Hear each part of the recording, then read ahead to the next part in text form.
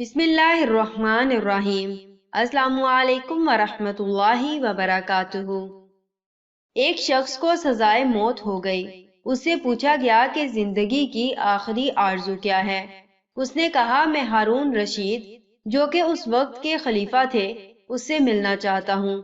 آرزو پوری کر دی گئی۔ قیدی جب دربار میں داخل ہوا تو اس نے بلند آواز میں کہا السلام علیکم۔ خلیفہ تخت پر بیٹھا تھا۔ اس نے کہا وعلیکم السلام۔ بادشاہ نے کہا کوئی بات؟ اس نے کہا کہ نہیں، میرا کام ہو گیا۔ جلاد آئے اس کو قتل کرنے لگے۔ اس نے کہا آپ مجھے قتل نہیں کر سکتے۔ پوچھا گیا کیوں؟ کہا خلیفہ نے مجھے سلامتی کی ضمانت دے دی ہے۔ خلیفہ کہنے لگے میں نے کب دی ہے؟ قیدی نے کہا ابھی آپ نے وعلیکم السلام نہیں کہا۔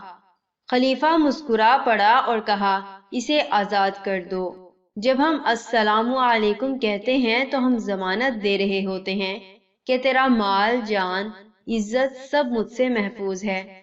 ہم ایک دوسرے کو السلام علیکم بھی کہیں، ہاتھ بھی ملائیں، گلے بھی ملے اور ایک دوسرے کی جڑیں بھی کاٹیں، ایسا کیسے ہو سکتا ہے؟ ذرا نہیں، پورا سوچئے۔ جزاکم اللہ خیر و احسن الجزا۔ السلام علیکم ورحمۃ اللہ وبرکاتہ۔